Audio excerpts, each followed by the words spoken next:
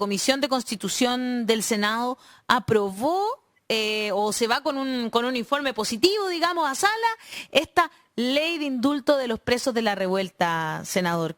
¿Qué le parece a usted lo que pasó ahí? Bueno, efectivamente así fue. Este proyecto dio una vuelta por 3 comisiones en el Senado. Primero la Comisión de Derechos Humanos bajo ese prisma.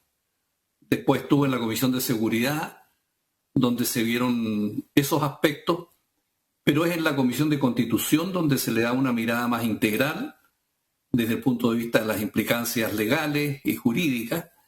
Y fue efectivamente aprobado ese proyecto, la idea general de legislar por 3 votos a 2 y ahora pasa a la sala del Senado, probablemente después de la semana regional que tenemos en los días que vienen. Uno de los discursos que más nos llamó la atención, senador, justamente fue el suyo por la contundencia de su análisis jurídico. Nosotros quedamos bien impactados con eso, positivamente, por cierto, en el sentido de que usted ponía hacía como un ¿por qué iba a ser malo la búsqueda de la paz social? Si pudiese profundizar en ese concepto que al menos a mí me pareció brillante, la verdad. Lo que sucede es que los indultos y las amnistías no están hechos para situaciones de normalidad, cuando todo fluye sin conflicto. Y en segundo lugar, el indulto y la amnistía se pierden en la noche de los tiempos, como dije yo ayer en la Comisión de Constitución, cuando uno estudia estas instituciones muy rápidamente cuando es estudiante de Derecho, pero después cuando tiene estas responsabilidades uno profundiza y esto se alarga hasta uno de los primeros faraones, más allá de 3.000 años antes de Cristo, ya se empezó a utilizar esta gracia del gobernante respecto de determinados delitos para no condenar a la gente. Y después se siguió utilizando en el tiempo de los romanos, etcétera, en toda la Edad Media. Y en Chile, cada vez que hubo un conflicto, tal como yo ayer lo describí, desde el año 1828 en adelante, en todos los conflictos que hemos tenido, pasando por la guerra civil del 91 y del 25, etcétera, siempre se utilizó la amnistía general y el indulto particular ha sido muy usado por todos los presidentes de la República siempre, en situaciones excepcionales. Y el estallido social es un conflicto político, social, histórico, profundo, que ha cambiado el escenario político nacional. Entonces es justamente cuando suceden este tipo de cosas, cuando procede, desde el punto de vista jurídico, histórico y político, la aplicación de normas de amnistía e indulto. Entonces eso fue lo que aprobamos ayer. Aprobamos la idea de legislar, una decisión política de legislar para después, si la sala aprueba eso, vamos a entrar a picar fino, artículo por artículo, delito por delito, inciso por inciso, vamos a ir a las cosas particulares. Pero aquí hay una decisión política de 3 comisiones del Senado de que, dado el escenario de estallido social, procede que el Senado de la República entre a estudiar una posibilidad de ley de indulto general o de amnistía, depende cómo entremos jurídicamente al detalle más adelante. ¿Rodrigo? Sí, dentro de la discusión que se ha generado, senador, yo al comienzo del programa hablaba con respecto a lo que dijo el senador Pedro Araya, en términos de que, por ejemplo, para él había que excluir de este indulto, ya entrando en la materia más fina, yo sé que todavía estamos en lo global, a aquellos manifestantes que hayan sido sorprendidos con armas de fuego, por ejemplo. Si hay otro delito, lo dejamos fuera. Pero en una realidad donde hemos evidenciado que existen muchos montajes, ¿cómo vamos a poder distinguir un hecho real de otro que fue fabricado, que fue creado, que fue un montaje? Mire, el proyecto de ley, que en realidad es en el lenguaje técnico es una moción de senadoras y senadores, en su articulado establece un conjunto de delitos que a juicio de estos parlamentarios autores de la moción deberían ser objeto de esto que ellos denominan indulto general, que también dentro de la doctrina jurídica es una novedad, porque ellos plantean, digamos, producir los efectos que normalmente produce la amnistía. Por eso que se ha producido esa discusión en todos los sectores diciendo, mire, esto no es un indulto, es una amnistía. Y ellos plantean muchos delitos, pero nosotros no hemos entrado en ninguna comisión a estudiar el articulado, en particular respecto del proyecto. Es una opinión personal que ha dado el senador Araya y que dentro del fair play con que trabajamos nosotros en la Comisión de Constitución, uno escucha y respeta lo que su colega dice, sin perjuicio que cuando llegue el momento de la verdad, entonces vamos a entrar a discutir en fino, digamos, las posturas que cada uno va a tener y que para eso, bueno, yo estoy ya estudiando el articulado para hacer uno por uno, viendo en qué consisten los delitos que se proponen, y ahí vamos a ver, digamos, qué pasa en esa instancia ya un poquito más rigurosa, digamos. Senador, ¿usted se ha hecho una idea de la cifra real de personas que podrían verse beneficiadas con esta ley?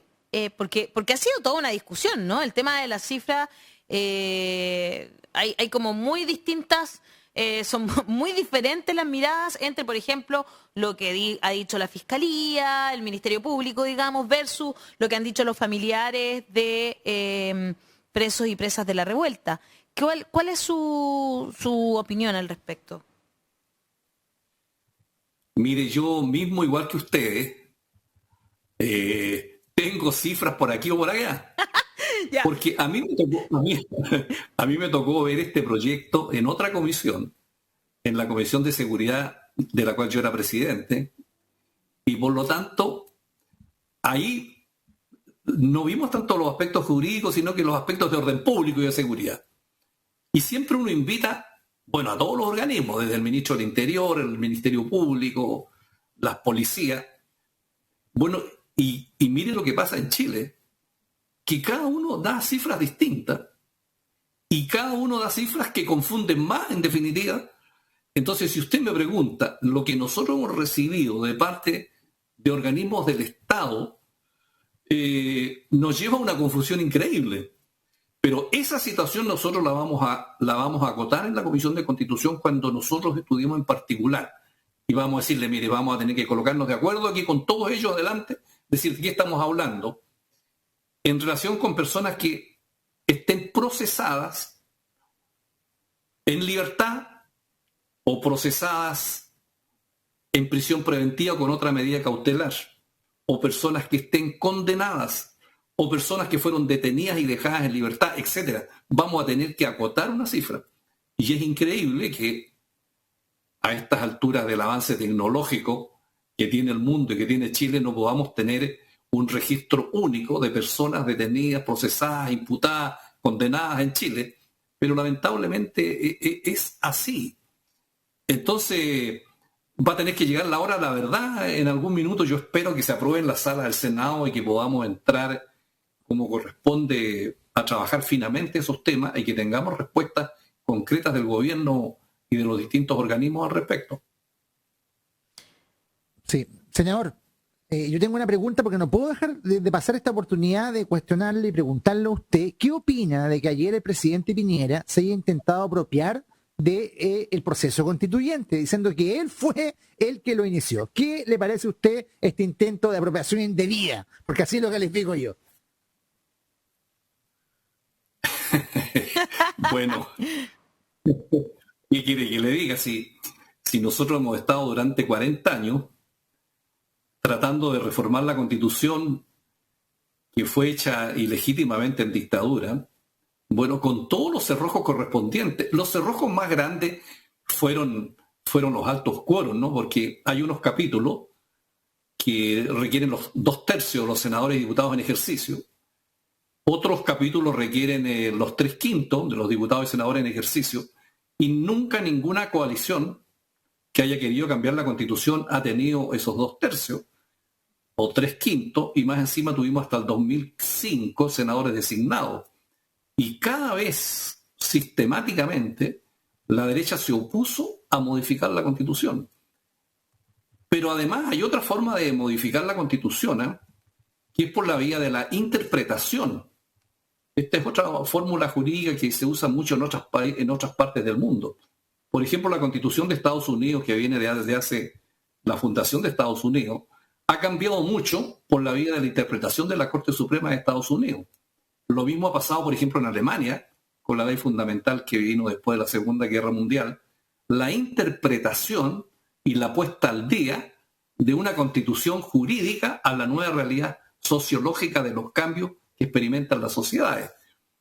Y también en América tenemos un caso bien curioso, que es Colombia, que siempre ha tenido gobiernos conservadores de derecha y sin embargo tiene una corte constitucional muy progresista, por llamarla de alguna manera, que tiene una jurisprudencia muy importante, que va colocando al día numerosas materias, entre otras, por ejemplo, los pueblos originarios, que en Colombia tienen una solución mucho mejor que la que tenemos en Chile, con autonomía, con un montón con escaños reservados en el Parlamento. Y ahí la Corte Constitucional colombiana ha jugado un rol muy importante. Pero en Chile hemos tenido un tribunal constitucional que ha atornillado completamente el resto. Claro. Y que más encima en el último año ha dado un espectáculo realmente de unas peleas entre ellos dignas, no sé, pues de una pelea callejera entre ellos. Claro. Digamos, no han estado a la altura. Entonces bueno, eso, el cambio ahora a la Convención Constitucional es producto de la lucha de la gente más necesitada del país, un río subterráneo que se vino lentamente acumulando y se produjo este conflicto por primera vez en la historia de Chile, como yo he dicho, en que no participaron ni los políticos ni las Fuerzas Armadas, porque en todos los otros grandes quiebres que ha tenido Chile, el año 91, el año 25, el año 73, estuvieron las Fuerzas Armadas y los políticos, los partidos políticos. Esta vez fue la gente. Sí. El mundo social, que cansado de los abusos, de las desigualdades, del clasismo, el racismo, la prepotencia, de cómo este Chile tenía un Chile de Luxemburgo, que es el barrio alto, y el Chile pobre, ¿no es cierto?, del resto. Entonces, bueno, ese movimiento social fue el que produjo que el mundo político estuviera obligado a firmar el acuerdo del 15 de noviembre para hacer una nueva carta fundamental, pero eso por sobre la historia de 40 años que había pasado. Así que el presidente Piñera, que es un computador, o sea, un hombre que funciona inteligentemente, pero que no tiene inteligencia emocional para darse cuenta de los procesos. Entonces, bueno, no me extrañe que eso. No es raro que se quiera apropiar de algo que no era de él, no se preocupe. Senador Francisco Buenchumilla, muchas gracias por estar esta mañana en La Voz de los que Sobran. Solo una última pregunta que me diga sí o no nomás. ¿Van a estar los votos para tener la ley de indulto? ¿Va a estar ordenada la DC, el PPD, el PS? Lo de la DC sobre todo. ¿Va a tener díscolo? Se ríe nomás el senador porque no puede asegurarlo. Ya, en el Senado la DC suele ser más ordenada que en la Cámara de Diputados. Ah, muy bien, me gustó esa respuesta. Un abrazo, senador, muchas gracias, que esté muy bien. Chao, chao. Chao. Nosotros nos vamos, empezamos a despedir.